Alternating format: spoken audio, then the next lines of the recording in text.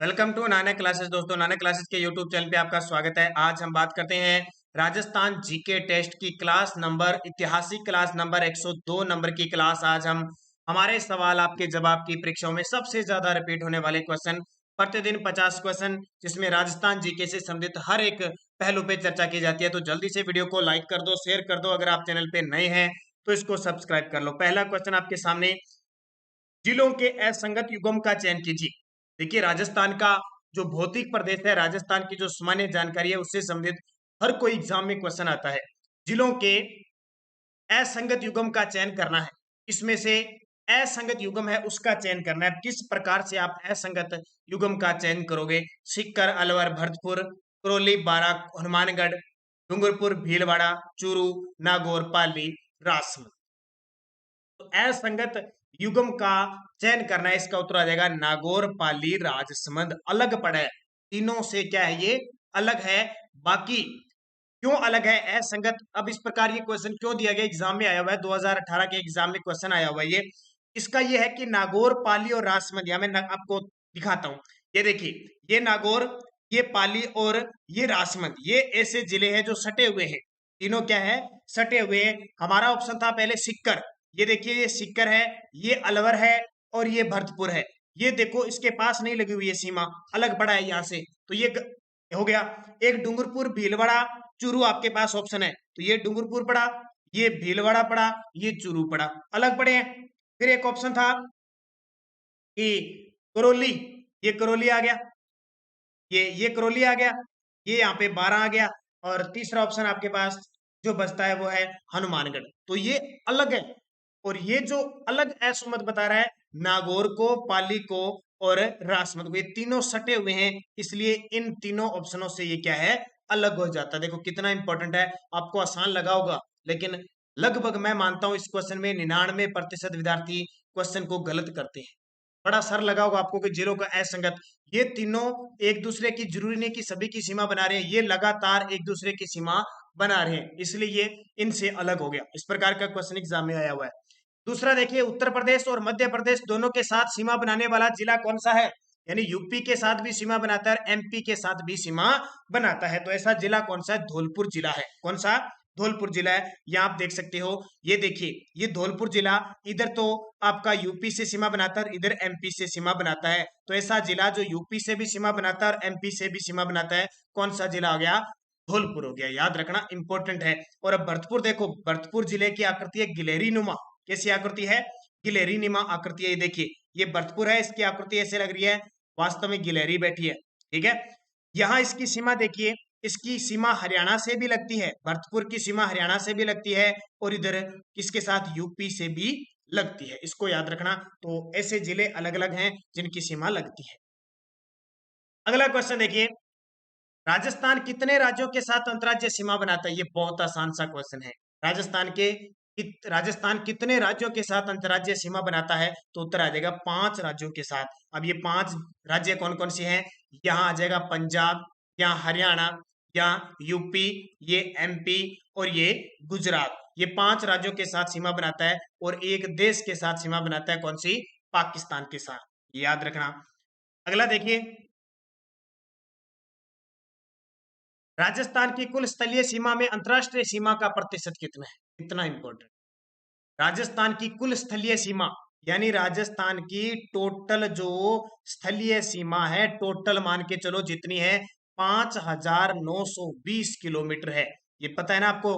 कुल हमारी जो स्थलीय सीमा है राजस्थान की, वो 5,920 किलोमीटर है। इसमें से 1,070 किलोमीटर अंतरराष्ट्रीय सीमा है। कितनी? 1,070। तो अब 5920 में से 1,070 का जब प्रतिशत निकालोगे ना, 1,070 बटा 5,920 इंटू 100 करोगे तो आपका 18% उत्तर आ जाएगा। ये क्वेश्चन थोड़ा सा गहराई से सोचने वाला क्वेश्चन है। राजस्थान की कुल स्थलीय सीमा यानी टोटल 5,920 किलोमीटर में से अंतरराष्ट्रीय सीमा जो पाकिस्तान से लगती है, रेड क्लिफ रेखा 1,070 किलोमीटर, वो कितना प्रतिशत है? वो 18% है। ये याद रखना। अगला, वह राज्य जो राजस्थान के साथ सीमा नहीं बनाता वह कौन सा है? ये तो बहुत आसान सा क्वेश्चन है। वह राज्य जो राजस्थान के साथ सीमा नहीं बनाता है, तो उत्तर हो जाएगा हिमाचल प्रदेश। क्योंकि मध्य प्रदेश, उत्तर प्रदेश, पंजाब तो बनाते हैं, हिमाचल नहीं बनाता। राजस्थान के निम्न में से किस जिले की अंतरराष्ट्रीय व अंतर्राज्यीय सीमा है? यानी ऐसा जिला इनमें से जो अंतरराष्ट्रीय स्तर पर भी जुड़ा हुआ है और अंतर्राज्यीय से भी जुड़ा हुआ है। तो यहां देख सकते हो जैसलमेर तो ओनली अंतरराष्ट्रीय से जुड़ा हुआ है, बाड़मेर अंतर्राज्यीय और अंतर्राष्ट्रीय दोनों से जुड़ा हुआ है, इसका उत्तर हो जाएगा बाड़मेर। बीकानेर भी सिर्फ अंतर्राष्ट्रीय से जुड़ा हुआ है, हनुमानगढ़ राज्यों से जुड़ा हुआ है, अंतर्राष्ट्रीय नहीं जुड़ा। तो ये पूछ रहा है कि अंतर्राष्ट्रीय, अंतर्राष्ट्रीय होता है जो देश के साथ लगती है, अंतर्राज्य जो राज्यों के साथ, तो वो जिला कौन सा है? बाड़मेर। यहाँ मैं लगातार आपको तस्वीर के माध्यम से बता रहा हूँ, ये जिला है बाड़मेर। इसकी सीमा ये तो पाकिस्तान से लगती है, ये इतनी एक सीमा है वो गुजरात के साथ लगती है, तो ये याद रखना, ये गुजरात के साथ और ये पाकिस्तान के साथ सीमा 228 किलोमीटर लगती है। और ये पूरा का पूरा पाकिस्तान से लगता है, बीकानेर पूरा पाकिस्तान से लग रहा है, श्री गंगानगर पाकिस्तान से भी लगता है और इधर पंजाब के साथ भी लगता है। तो ये चीजें आपको याद रखनी है। उत्तर क्या आ जाएगा? बाड़मेर। राजस्थान में अंतर्राज्यीय सीमा वाले जिलों की संख्या कितनी है? राजस्थान के कितने जिले हैं जो सिर्फ यानी जो अंतर्राज्यीय सीमा बनाते हैं? केवल नहीं पूछ रहा, राजस्थान में कितने ऐसे जिले हैं जो अंतर्राज्यीय सीमा बनाते हैं? तो याद रखना 23, टोटल 23 जिले हैं जो अंतर्राज्यीय सीमा बनाते हैं। आपसे कभी शब्द आ जाए केवल अंतर्राज्यीय सीमा बनाने वाले 21 है, कितने? 21। और आपसे पूछे टोटल कितने ऐसे राजस्थान के जिले हैं जो राज्य प्लस अंतरराष्ट्रीय सीमा बनाते हैं? तो वो 25 है, ठीक है। 25 और 8 ऐसे जिले हैं जो किसी की सीमा नहीं बनाते, तो टोटल हमारे 33 जिले होते हैं। ये सारी बातें याद रखना। इसके अलावा क्वेश्चन पूछा जाता है राजस्थान के कितने जिले हैं जो अंतरराष्ट्रीय सीमा बनाते हैं? 4। और पूछ ले केवल कितने बनाते हैं? तो 2। 4 पूछे तो श्री गंगानगर, बीकानेर, जैसलमेर और बाड़मेर। केवल 2 पूछे तो जैसलमेर और बीकानेर। ये क्वेश्चन यहाँ से पेपर में बार बार आते हैं और फिर भी कंफ्यूज हो जाते हैं। आसान सा क्वेश्चन आने के बावजूद ये गलत हो जाता है और इसका खामियाजा आप एसआई और इसके अलावा रीट के विद्यार्थी हैं उनसे पूछ लेना कि क्वेश्चन इतनी अच्छी तैयारी होने के बावजूद भी क्वेश्चन आसान सा गलत करके आगे, ये सबसे बड़ा खामियाजा भुगतना पड़ता है हमें। क्वेश्चन आते हुए हम गलत करते हैं, ये सबसे बड़ी कमजोरी है हमारी। राजस्थान के किस जिले में अधिकतम जिलों की सीमाएं स्पर्श करती है? राजस्थान के किस जिलों की अधिकतम सबसे ज्यादा? और ये बता देता हूं आपको, रीट लेवल फर्स्ट का पेपर हुआ था 26 सितंबर को, उसमें क्वेश्चन आया था। उसने वहां क्या कर दिया, अब इसका उत्तर तो हो जाएगा पाली। उसने वहां पे पाली ऑप्शन नहीं दिया, उसने अजमेर नागौर डाल दिया और सारे विद्यार्थी नागौर अजमेर में कंफ्यूज हो गए क्योंकि उसने पाली नहीं डाला। सबसे ज्यादा पाली से सीमा लगती है 8 जिलों की, उसके बाद में नागौर से 7 जिलों की, उसके बाद में अजमेर की 6 जिलों से। कंफ्यूज मत होना, जरूरी नहीं कि वो पेपर में पाली दे, वो आपको नागौर अजमेर में कंफ्यूज कर सकता है। तो उत्तर सिर्फ उसका उत्तर हो जाएगा पाली, और अगर पाली ना दे तो फिर नागौर, नागौर भी ना दे तो अजमेर इसका उत्तर हो जाएगा। निम्न में से कौन सा जिला अंतर्राज्यीय सीमा पर स्थित नहीं है? कौन सा जिला अंतरराज्य यानी राज्य पर सीमा पर? देखो भरतपुर तो है, बारां भी है, बूंदी नहीं है, बूंदी किसी की सीमा नहीं बनाता, और करौली भी है। करौली मध्य प्रदेश की सीमा बनाता है, बारां मध्य प्रदेश की सीमा बनाता है, भरतपुर हरियाणा की भी बनाता है और यूपी की बनाता है, तो बूंदी किसी की सीमा नहीं बनाता। राजस्थान व मध्य प्रदेश के बीच प्राकृतिक सीमा बनाने वाली नदी कौन सी है? राजस्थान व मध्य प्रदेश के बीच प्राकृतिक सीमा कौन सी बनाती है? ये जब आप पढ़ते हो, इस प्रकार की एक नदी यहाँ से आती है और यहाँ प्राकृतिक सीमा बनाती है राजस्थान और मध्य प्रदेश की, वो नदी कौन सी है? चंबल नदी है। कौन सी? चंबल नदी इसका उत्तर हो जाएगा। चंबल नदी से क्वेश्चन पेपर में आते आते हैं। पाकिस्तान के कितने जिले राजस्थान से सीमा बनाते हैं?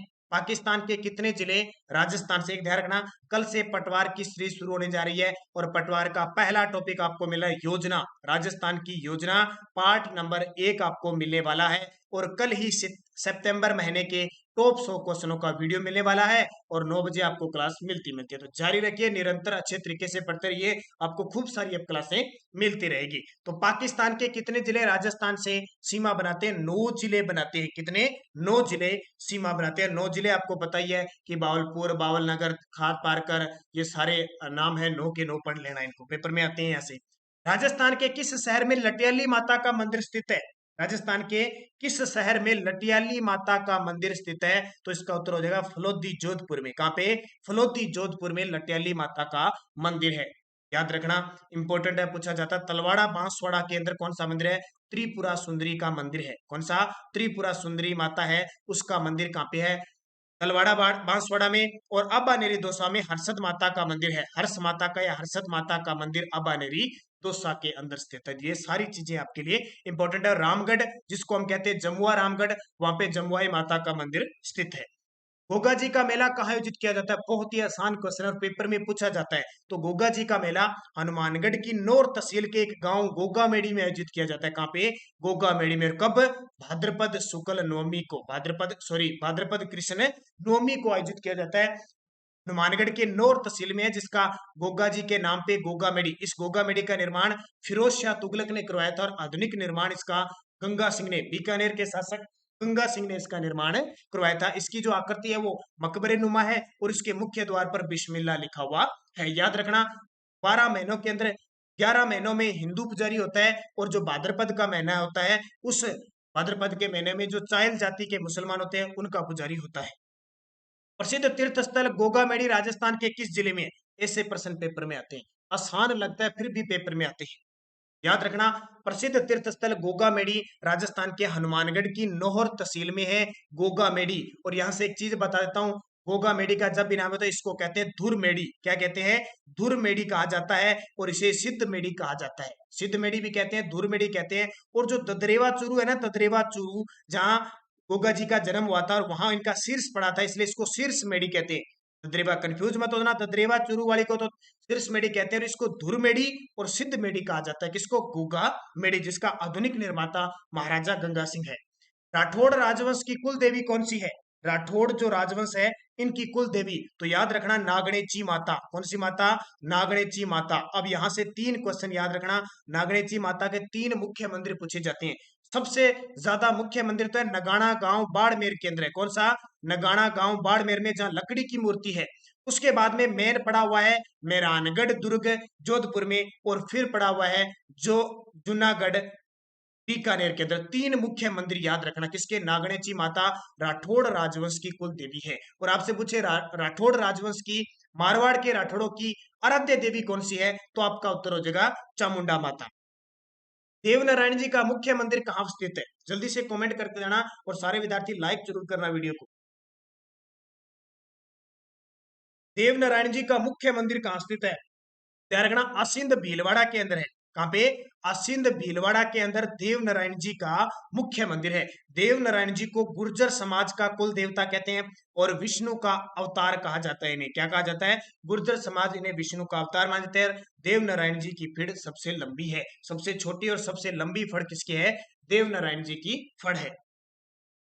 याद रखना। अगला क्वेश्चन, कौन से लोक देवता को ऊंटों के देवता के रूप में पूजा जाता है? और ये क्वेश्चन रीट लेवल फर्स्ट का जो एग्जाम हुआ था 26 सितंबर को, रीट में क्वेश्चन आया था, ऊंटों के देवता किसे कहते हैं? कितना आसान। मैं बार बार कह रहा हूं, एग्जाम में क्वेश्चन बड़े सरल आ रहे हैं लेकिन गलत हो रहे हैं। ऊंटों के देवता कहते हैं पाबू जी को। किसको कहते हैं? पाबू जी, जिनका जन्म कोलूमंड जोधपुर में हुआ। कोलूमंड जोधपुर में पाबू जी का जन्म हुआ। ऊंटों के देवते, तो ये प्लेग रक्षक देवता, लक्ष्मण का अवतार, ये सब पाबू जी को कहा जाता है। बहुत ही खास और सबसे लोकप्रिय फीड मानी जाती है, फड़ जो मानी जाती है वो पाबू जी की मानी जाती है। ये याद रखना इंपॉर्टेंट है। अगला, पाबू जी की फड़ सुनाते समय किस मुख्य वाद्य यंत्र का प्रयोग होता है? बाबू जी की फड़ सुनाते समय किस मुख्य वाद्य यंत्र का प्रयोग होता है? तो याद रखना रावण हत्ता का। एक सूत्र याद रखना, राम पारा देजा। कौन सा? राम पारा देजा। इस लाइन को याद रखना। रामदेव जी के लिए तो मंजीरा बजाया जाता है, बाबू जी के लिए रावण हत्ता और देवनारायण जी के लिए जंतर। जब इनकी तो फड़ बांची जाती है तो ये वाद्य यंत्र प्रयोग देते हैं। फिर बताता हूं, राम पारा तेजा। ये सूत्र बहुत इंपॉर्टेंट है, बड़ा काम आता है परीक्षा में। राम पारा तेजा 5-7 बार पढ़ोगे ना तो राम पारा तेजा। रामदेव जी मंजीरा वाद्य यंत्र, बाबू जी रावण हत्ता, देवनारायण जी जंतर। ये याद रखना, पेपर में फिक्स पूछे जाते हैं। किस लोक देवता ने गायों की रक्षा हेतु प्रत्यक्ष युद्ध नहीं किया? इनमें से कौन से ऐसे लोक देवता है जिन्होंने गायों की रक्षा हेतु प्रत्यक्ष युद्ध नहीं किया? यानी गायों की रक्षा के लिए काम तो खुद किया लेकिन प्रत्यक्ष रूप से युद्ध नहीं किया। वो कौन से हैं? रामदेव जी। रामदेव जी ने प्रत्यक्ष रूप से कोई युद्ध नहीं किया, हालांकि ग्वालों के रक्षक थे। जैसे गोगा जी ने मोहम्मद गजनवी के साथ युद्ध किया था, तेजा जी ने भी देवलचारिणी की गाय छुड़ाने के लिए किया था, बाबू जी ने भी युद्ध किए थे। ये सारे इनके युद्ध किए, लेकिन रामदेव जी ने प्रत्यक्ष रूप से युद्ध नहीं किया। देखो कितना इंपॉर्टेंट क्वेश्चन। किस लोक देवता को कपड़े और मिट्टी के घोड़े की प्रतिकृति समर्पित की जाती है? अब आपको पता है हरजी पाटी का नाम सुना आपने। हरजी पाटी रामदेव जी के मित्र थे और वो रामदेव जी के लिए कपड़े के घोड़े बनाते थे। तो किसका प्रसिद्ध हो जाएगा? रामदेव जी। घोड़े चढ़ाए जाते हैं कपड़े के। बाड़मेर में इल्लोजी की बारात किस अवसर पर निकाली जाती है? इल्लोजी नाम सुना होगा आपने। इल्लोजी छेड़छाड़ के देवता, कौन से? छेड़छाड़ के देवता इल्लोजी की जब बारात किस अवसर पर निकाली जाती है, यानी कह सकते हैं झांकी निकाली जाती है, कैसे भी निकाली जाती है, तो याद रखना इनकी होली पर निकाली जाती है। किस पे? होली पे। और ये होली कब बनाई जाती है? ये याद रखना फाल्गुन पूर्णिमा को होली बनाई जाती है, फाल्गुन पूर्णिमा को। क्वेश्चन आ रहा है, रीट में क्वेश्चन आ गया, मैं बार बार क्वेश्चन को रिपीट कर, रीट में क्वेश्चन आया था कि क्वेश्चन आया था कि जो श्रावण पूर्णिमा को कौन सा त्योहार मनाया जाता है? श्रावण पूर्णिमा को, तो श्रावण पूर्णिमा को त्योहार मनाया जाता है रक्षाबंधन। बहुत सारे विद्यार्थी इस क्वेश्चन को गलत करके, तीज एक होती है छोटी तीज जो बनाई जाती है श्रावण शुक्ल तीज को, एक होती है बड़ी तीज जो बनाई जाती है भाद्रपद शुक्ल तीज को, गणगौर बनाई जाती है चैत्र शुक्ल तीज को, और दशहरा बनाया जाता है जो अभी आने वाला है आश्विन शुक्ल दशमी को। चूरू जिले के ददरेवा ग्राम से संबंधित है। ये चूरू जिले का ददरेवा ग्राम किसके लिए प्रसिद्ध है? तो गोगा जी के लिए। एक तो गोगा जी का जन्म हुआ था यहाँ पे भाद्रपद कृष्ण नवमी को, दूसरा गोगा जी जब किसके साथ, मोहम्मद गजनवी के साथ युद्ध लड़ते हुए इनका जो शीश है वो ददरेवा में गिरता है, इसलिए इसको शीर्षमेढ़ी कहा जाता है। ब्राह्मणी माता का मंदिर कहाँ स्थित है? ब्राह्मणी माता का मंदिर कहाँ स्थित है? तो 12 के अंदर। सीधा सीधा क्वेश्चन आता है, ब्राह्मणी माता का मंदिर कहाँ पे स्थित है? 12 में। और एक और याद रखना, भंड देवरा मंदिर कहाँ स्थित है? ये क्वेश्चन भी बहुत बार आता है, और मैंने आज सुबह करंट अफेयर्स की जो क्लास थी अपनी सुबह 7 बजे वाली, उसमें मैंने आपको नेक्स्ट डोज के लिए क्वेश्चन भी दिया था। भंड देवरा 12, भंड देवरा का मंदिर कहाँ पे है? 12 में स्थित है। अगला, राजस्थान के लांगुरिया गीतों का संबंध कहां से है? राजस्थान में जो लांगुरिया गीत गाए जाते हैं ना, वो उसका संबंध किस माता से? केला देवी। ये केला देवी माता है जो करौली जिले की है, और यदुवंशी यानी यादव या यदुवंशी समाज की कुल देवी है। और करौली माता जो करौली है उसमें एक नदी बहती है काली सील नदी, इस काली सील नदी के किनारे ये केला देवी का मंदिर है। और इसमें केला देवी के मंदिर में जब भगत आते हैं तो वो कौन सा गीत गाते हैं? लंगूर की तरह नाचते हैं और गीत गाते हैं, इसलिए इसको कहते हैं लांगुरिया गीत। खेजड़ी का पेड़ संबंधित है। अब देखो कितना आसान क्वेश्चन। हम कहते हैं कि राजस्थान का राज्य वृक्ष खेजड़ी है, ठीक है। खेजड़ी के वृक्ष के नीचे किसका थान होता है, किसका मंदिर होता है? तो गोगा जी का होता है। किसका? गोगा जी का जो मंदिर होता है वो खेजड़ी वृक्ष के नीचे होता है, ये आपको याद रखना है, इंपॉर्टेंट है। आवरी माता का मंदिर कहाँ स्थित है? आवरी माता का पूछे तो निकुंभ चित्तौड़गढ़ के अंदर। कहाँ पे? निकुंभ चित्तौड़गढ़ के अंदर आवरी माता का मंदिर स्थित है। आसान सा क्वेश्चन है, क्योंकि माताओं से ध्यान रखना, लोक देवियों से जब भी पेपर में क्वेश्चन आएगा सिर्फ जिला पूछेगा और कुछ नहीं पूछेगा, जिला या कोई प्रमुख स्थान है तो। प्रमुख लोक देवता जिन्होंने जीवित समाधि ली थी, प्रमुख लोक देवता जिन्होंने जीवित समाधि ली थी, तो ये हमारे बाबा रामदेव जी थे, जिन्होंने भाद्रपद शुक्ल दशमी को समाधि ली थी, इसलिए बड़ा मेला लगता है पोकरण, ठीक है। और रुणेचा रामदेवरा के अंदर लक्खी मेला लगता है, लाखों में श्रद्धालु आते हैं। तो ध्यान रखना, रामदेव जी के लिए महीना पूछे जाते हैं तो भाद्रपद महीना सबसे अच्छा होता है। भाद्रपद महीने में इनका जन्म हुआ था, और इन्होंने समाधि भी भाद्रपद महीने में ली थी। तेजा जी के जन्म स्थल का नाम क्या है? तेजा जी, तेजा जी जिनका जन्म हुआ था खरनाल नागौर में। कहाँ पे? खरनाल नागौर में होता। पिछले 5 एग्जाम हुए, 5 एग्जामों में से एसआई कार कॉलेज लेक्चरर के एग्जाम में क्वेश्चन आया है, तेजा जी का जन्म खरनाल नागौर में। तेजा जी का संबंध पर्वतसर नागौर से। क्यों? क्योंकि पर्वतसर नागौर में क्या होता है? पशु मेला लगता है। राजस्थान का सबसे बड़ा आय की दृष्टि से तेजा जी का मेला लगता है। भाद्रपद शुक्ल दशमी इनके लिए इंपॉर्टेंट है। राजस्थान में सर्वाधिक महत्वपूर्ण लोक देवता कौन से माने जाते हैं? अब राजस्थान में सर्वाधिक महत्वपूर्ण लोक देवता तो सीधी सी बात है तेजा जी माने जाएंगे, क्योंकि कबीर, तुलसीदास, सूरदास इनका संबंध राजस्थान से नहीं था। तो ये भी आसान सा क्वेश्चन। राजस्थान की एकमात्र देवी जिसकी खंडित मूर्ति की पूजा की जाती है। ध्यान रखना, मैं क्वेश्चन आपको इसी प्रकार के दे रहा हूं जो आने वाले एग्जाम में आएंगे, और अगर आप लगातार वीडियो देखते रहे अच्छे तरीके से बढ़िया मनन लगा के, तो आने वाले एग्जाम में क्वेश्चन देखना इससे ही क्वेश्चन आएंगे। बस बार बार कह रहा हूं, मिस्टेक गलती मत करना, आता हुआ क्वेश्चन गलत मत करना, ये सबसे बड़ी हमारी भूल होती है। हम ये 4 साल पढ़ ले, 5 साल पढ़ ले, किताबों में मुंदे होते रहे, लेकिन हमें मनन के साथ, ये इसीलिए मैं स्पेशल ये 50 क्वेश्चन लेके आता हूं ताकि आपकी गलतियों को सुधारा जा सके। तो राजस्थान की एकमात्र देवी जिसकी खंडित मूर्ति की पूजा की जाती है, खंडित मूर्ति की, तो वो शीतला माता है। शीतला माता जिनका मंदिर चाकसू, सील की डूंगरी चाकसू जयपुर के अंदर मंदिर बना हुआ है, जिसका निर्माण माधो सिंह ने करवाया था।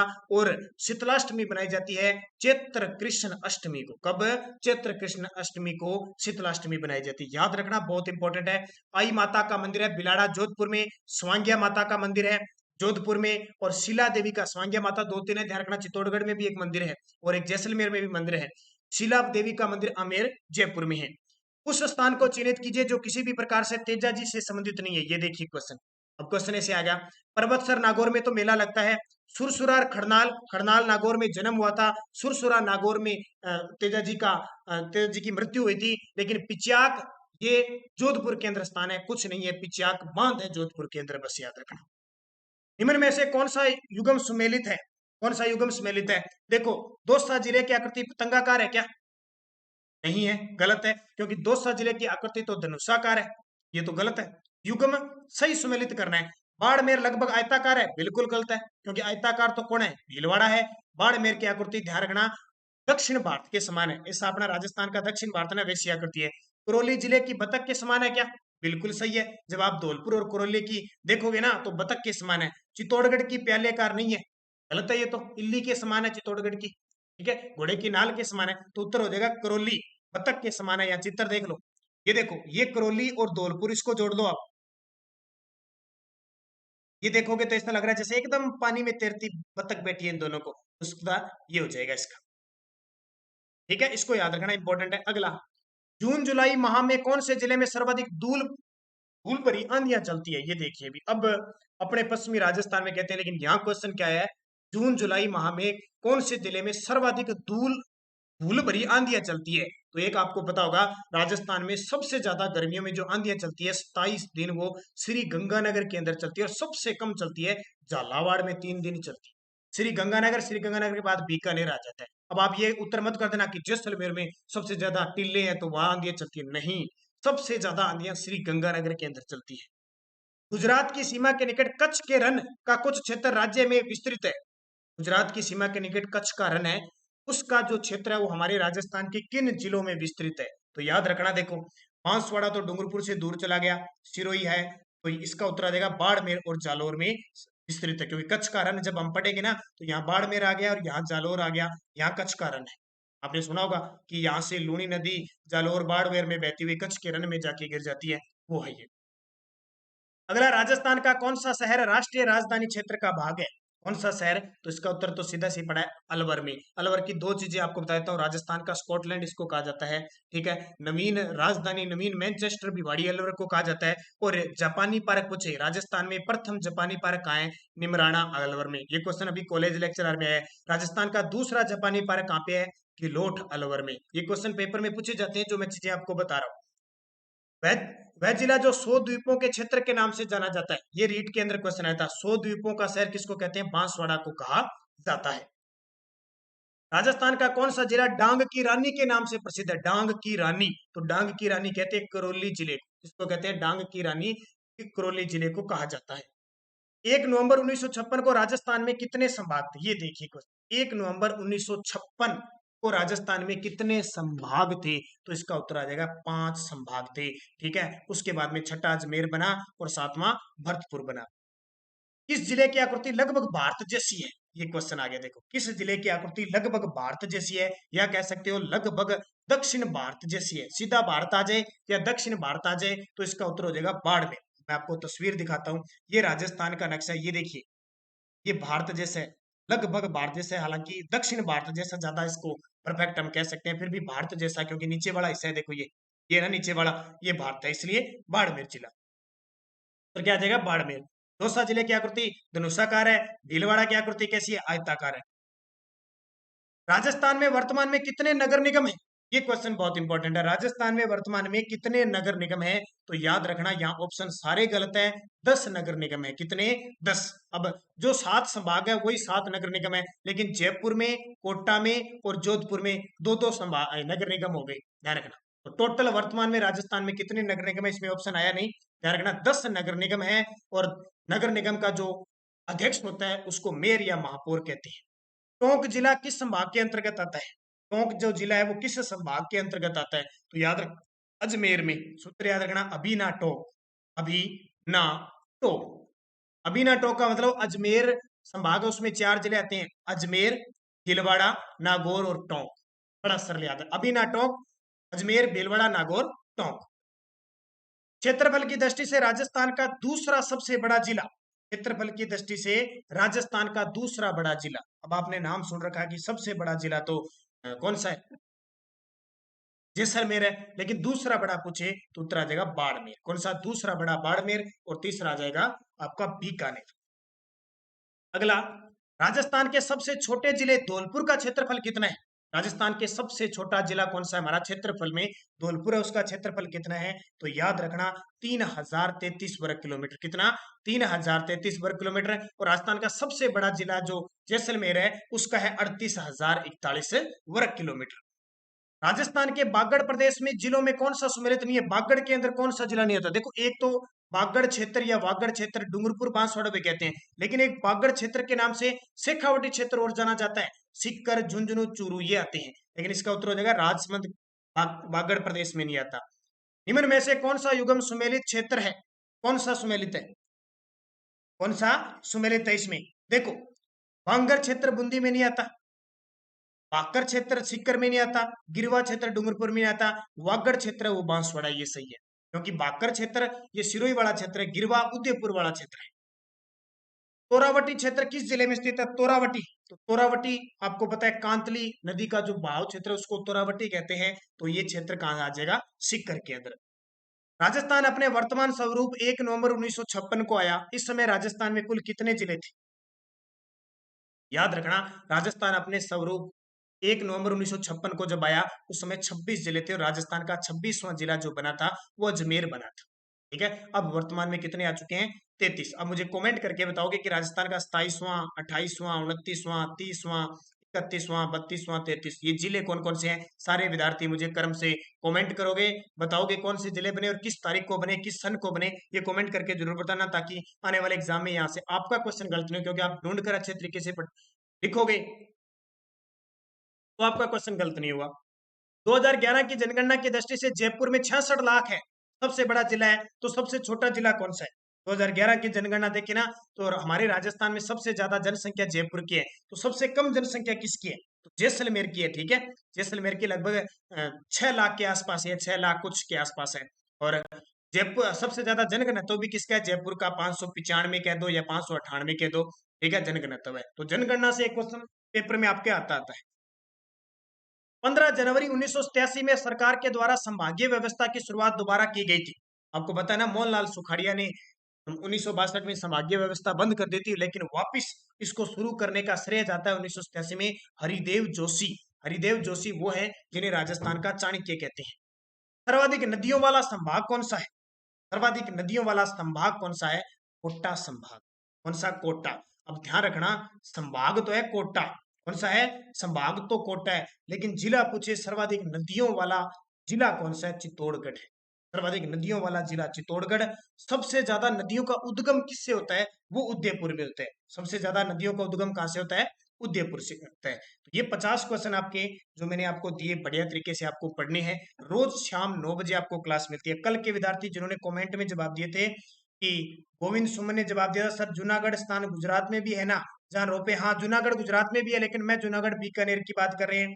इसके अलावा अनके मीणा, थैंक यू, सचिन भैया, Rajesh Meena, Sanjog Choudhary, Om Prakash Berwa, Manju Saharan, Gurjar Chena, Poonam Jaroliya, Tahir Khan, Ashok Meena, Nikesh Tamariya, Manish Prajapati, army for fan club, Sunita Pawar, Manisha Sharma, amazing Anam, Bhagchand Kumawat, सुमन बिश्नोई, सत्येंद्र कुमार राजौरिया, निर्मा जाट, जेविका सोलंकी, नारायण चौधरी, और इसके अलावा मनीषा कंवर, मनीषा शर्मा। जिस भी विद्यार्थी ने कमेंट में ऑफलाइन जवाब दिए उन सभी को हार्दिक शुभकामनाएं। और भी जितने भी विद्यार्थी हैं उन सभी को हार्दिक, बस वीडियो को ज्यादा से ज्यादा शेयर करना है, लाइक करना है कि सुबह 7 बजे करंट की क्लास और शाम 9 बजे की आपको क्लास, और कल आपको पटवार के लिए राजस्थान की प्रमुख योजना को वीडियो मिलेगा और सितंबर मंथ के टॉप 100 क्वेश्चनों का वीडियो मिलेगा। तो धन्यवाद दोस्तों, जय हिंद, जय भारत, गुड नाइट।